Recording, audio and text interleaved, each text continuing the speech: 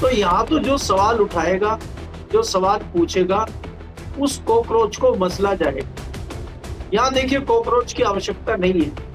आप बताइए, अगर आपके घर में कॉकरोच मिल जाए, कॉकरोच हो आपके घर में, तो आप क्या करेंगे? पेस्टिसाइड लाएंगे, छिड़काव करेंगे, हिट रन करेंगे, उसको हिट रन बोलते हैं। उसको हिट करेंगे, उसको खत्म करेंगे मतलब। तो यहाँ कॉकरोचों का सफाया करना है जो सवाल पूछते हैं। हमें ऐसे चीजें जो सवाल ना पूछे, उल्टा चढ़ जाए। जैसे कई क्रांतिकारी लोग जो है, कई गोदी मीडिया के लोग उसी पत्रकार को ठोक रहे हैं जिसने नॉर्वे में सवाल पूछा गया। हिम्मत कैसे हो गई तुम्हारी सवाल पूछने की?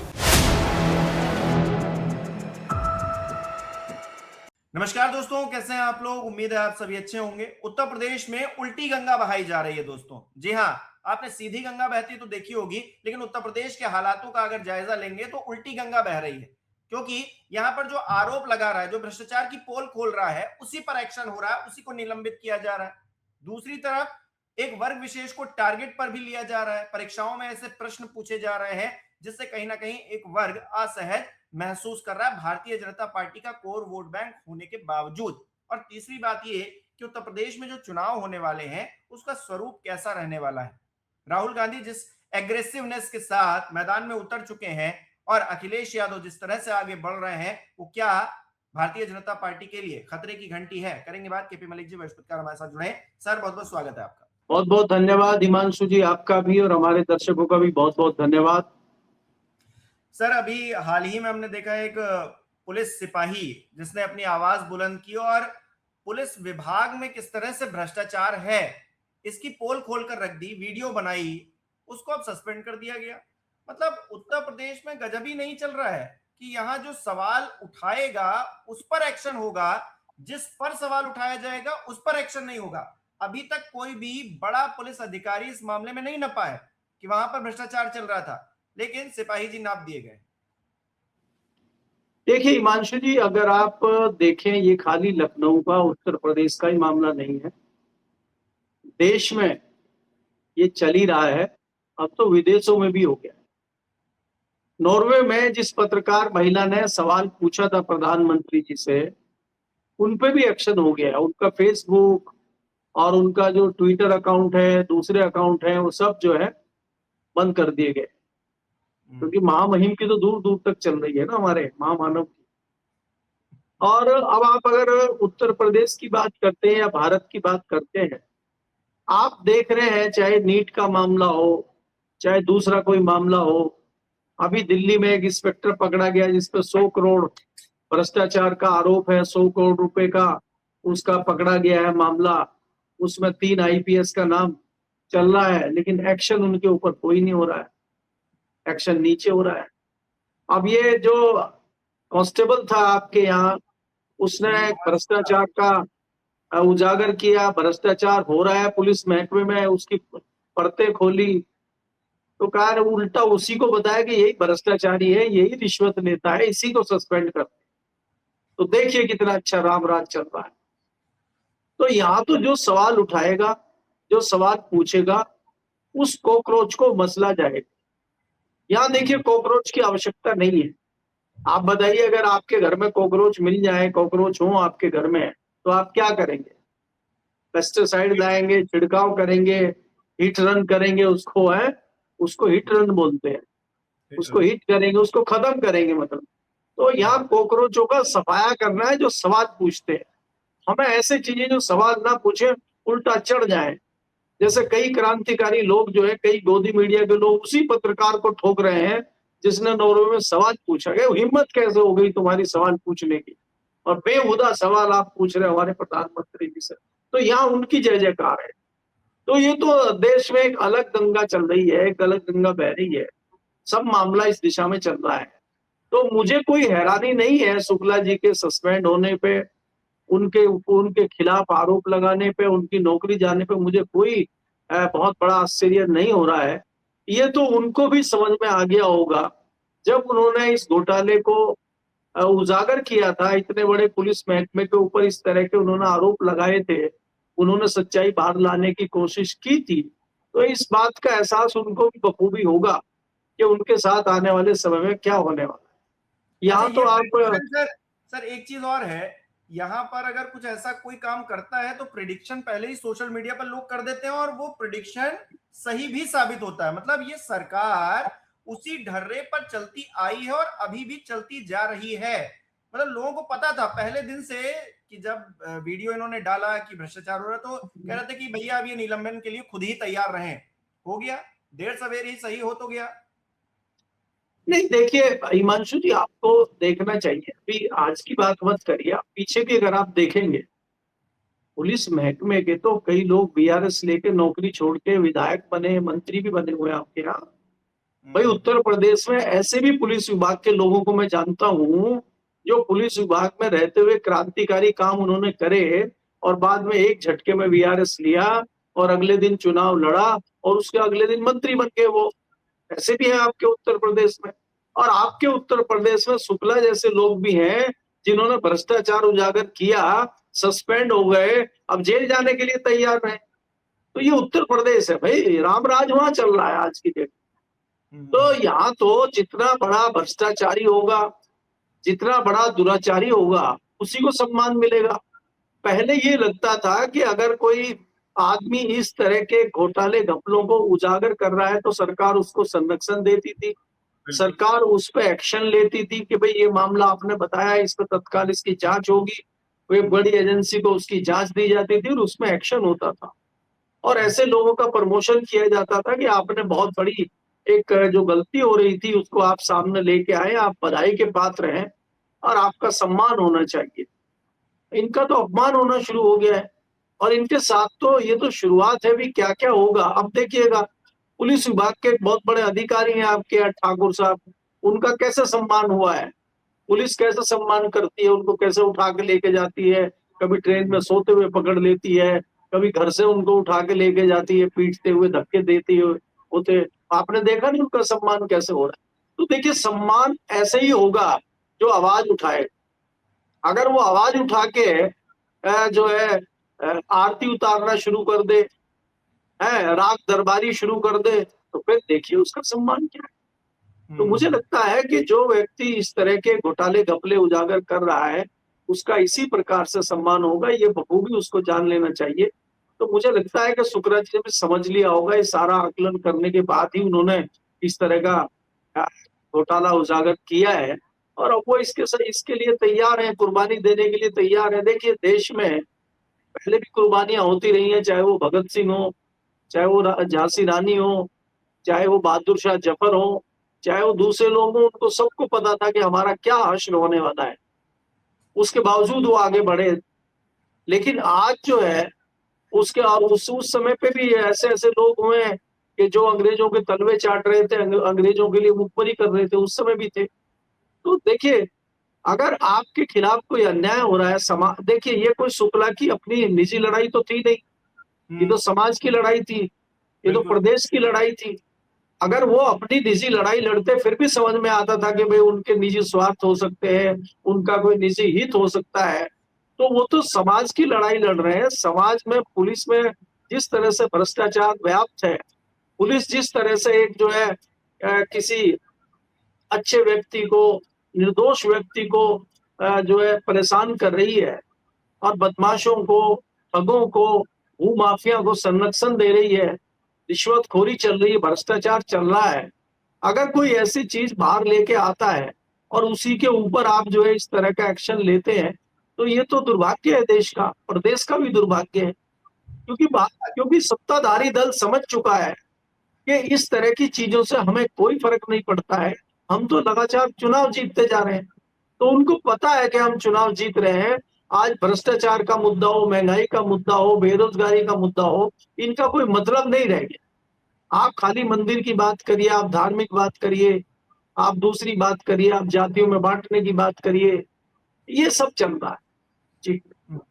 अच्छा, एक और आपने सम्मान और अपमान का जिक्र किया, तो क्या उत्तर प्रदेश के अंदर एक वर्ग है जिसको बार बार टारगेट किया जा रहा है और इससे किसी को गुदगुदी हो रही है, किसी को खुशी मिल रही है, वो कौन है, ये जरा मैं आपसे जानना चाहूंगा। क्योंकि अभी बीएचयू में हमने देखा ब्राह्मणवादी पितृसत्ता को लेकर सवाल पूछा गया, पुलिस की एक परीक्षा हुई थी, उसमें अवसरवादी ब्राह्मणों को बताने की कोशिश की गई, ब्राह्मणों की जो शिखाएं थी उनको खींचकर, बटुक ब्राह्मणों की शिखाओं को खींचकर जो है अपमानित करने का भी चीजें हुई उत्तर प्रदेश के अंदर, लेकिन किसी ने कुछ नहीं बोला, मामला ठंडे बस्ते में चला गया। तो ये लगातार जो पैटर्न एक बन गया है, ये किसको खुशी दे रहा है, किसके लिए है ये? आखिरकार उत्तर प्रदेश के अंदर क्या एक वर्ग को जानबूझकर टारगेट किया जा रहा है और उसको जो है सत्ता का संरक्षण भी है? देखिए हिमांशु, अगर आप देखेंगे ये एक राज करने की रणनीति रही है। चाहे राज किसी का भी हो, मुगलों का राज हो, अंग्रेजों का राज हो, किसी दूसरे राजा का राज हो, अगर आपको सत्ता में रहना है, अगर आपको राजपाट चलाना है, तो जनता को आपको अलग अलग वर्गों में बांटना ही होगा और ऐसी चीजें उनके बीच में करनी होगी ताकि वो आपस में ही बटे रहे। अंग्रेजों के समय पे तो ये खुल के आ गया था, मुहावरा भी बन गया था कि फूट डालो राज करो।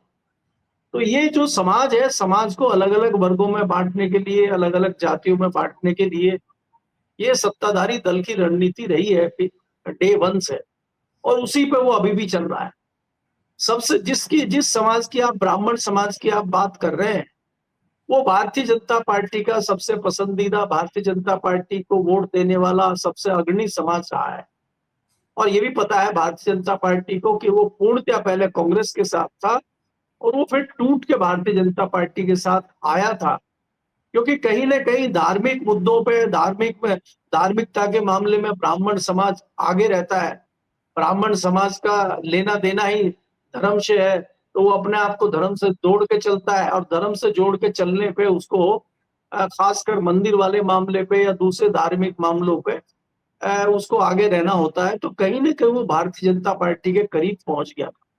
अगर आप खासकर उत्तर प्रदेश की बात करें, जिस प्रकार से भारतीय जनता पार्टी ने राम मंदिर के मुद्दे को आगे रखा और राम मंदिर के मुद्दे को लेकर भारतीय जनता पार्टी प्रदेश में आगे चली थी, तो ब्राह्मण समाज बढ़ चढ़ के भारतीय जनता पार्टी के साथ जुड़ा था। कभी भी फिर वो पहले कांग्रेस के साथ था, इसके बाद वो बीच में थोड़ा सा मायावती के साथ इसलिए गया, पूर्णतः गया, मैं आज भी नहीं मानता इस बात को कि वो पूरी तरह मायावती के साथ चला। वो इसलिए गया कि मायावती तो शुरू में ये भी कहती थी कि तिलक तराजू और तलवार इनको मारो जूते चार, तो वो तो सीधा सीधा उनका टारगेट ही ब्राह्मण था। बाद में फिर उन्होंने उसको नारे को बदला कि हाथी नहीं गणेश है, और उस तरह के नारे दिए और फिर ब्राह्मणों को उनके साथ जोड़ने के लिए, वो भी मैं मानता हूँ एक षड्यंत्र था ब्राह्मणों को साथ में लेने के लिए। और वो ब्रजेश मिश्रा जैसे लोगों ने जो उनके साथ जो मिश्रा साहब हैं, उन्होंने मायावती का जनाधार, सतीश मिश्रा जैसे लोगों ने पार्टी का जनाधार बढ़ाने के लिए इस तरह का एक शुरू किया था और कहा था कि नहीं, इसमें हम जैसे लोग भी हैं, ब्राह्मण समाज के लोग भी हैं। और ब्राह्मण समाज उधर गया था क्योंकि भारतीय जनता पार्टी बीच में बड़ी कमजोर हो गई थी उत्तर प्रदेश में, तो ब्राह्मण समाज को भी मूव करना था। तो ब्राह्मण समाज उसको देखते हुए मायावती के साथ चला गया। कभी भी ब्राह्मण समाज बहुतायत में या कहें कि खुशी खुशी समाजवादी पार्टी के साथ नहीं जाता या किसी दूसरे दल के साथ नहीं जाता। उसकी दो ही पसंद है, या तो भारतीय जनता पार्टी, और दूसरे ऑप्शन में वो कांग्रेस के साथ जाता है, जाता रहा है और जा सकता है। बड़ी तादाद में वो समाजवादी पार्टी के साथ जा सकता है या मायावती के साथ आने वाले समय में जा सकता है। मुझे इस पे थोड़ा संशय है। अगर ब्राह्मण समाज भाजपा से विमुख होता है तो वो कांग्रेस की तरफ रास्ता ले सकता है, मैं ये कह सकता हूँ जी। अच्छा, जिस तरह से उत्तर प्रदेश के चुनावी माहौल जो है धीरे धीरे करके गर्म हो रहा है, चुनाव नजदीक आ रहे हैं, राहुल गांधी की जो एक्टिविटी है, अभी राहुल गांधी हाल ही में उत्तर प्रदेश में है, तो उनको किस तरह से देख रहे हैं? उनकी रणनीति क्या, मतलब कहा तो ये जा रहा है कि समाजवादी पार्टी के साथ में मिलकर गठबंधन में चुनाव लड़ेंगे। क्या रणनीति उनकी नजर आ रही है, खासतौर पर राहुल गांधी की? देखिए हिमांशु, अगर आप देखें, राहुल गांधी पिछला 2024 का चुनाव समाजवादी पार्टी के साथ मिलकर लड़े थे और उसके बाद आपने देखा था कि इंडिया गठबंधन भी बना था। लेकिन इंडिया गठबंधन धीरे धीरे एक एक करके टूट गया क्योंकि ये सारे लोग एक साथ नहीं आए। उसका हश्र आपने दिल्ली में केजरीवाल सरकार में देखा, उसके बाद आपने बिहार में लालू के साथ देखा, उसके बाद आपने ममता बनर्जी के साथ देखा। एक एक करके सब जो है स्वाहा हो गए। चाहे केसीआर की आप बात करिए, चाहे महाराष्ट्र की शिवसेना की बात करिए, तो जिस तरह से विपक्षी दल की एक एक पार्टियां खत्म हो गई, उसी से कहीं ना कहीं कांग्रेस ने अपनी रणनीति बदली है। और मुझे लगता है कि कांग्रेस भी ये चाहती है कि जो क्षेत्रीय छत्रप हैं, जो क्षेत्रीय दल हैं, वो अगर समाप्त होते हैं तो आने वाला समय कांग्रेस का होगा और कांग्रेस जिंदा हो सकती है। मुझे लगता है इसी रणनीति के तहत चाहे दिल्ली हो, चाहे बिहार हो, चाहे वेस्ट बंगाल हो, राहुल गांधी ने किसी से समझौता उस तरह से नहीं किया है जैसे होना चाहिए, और जैसे चुनाव में एक्टिव होना चाहिए राहुल गांधी उस तरह से एक्टिव नहीं हुए।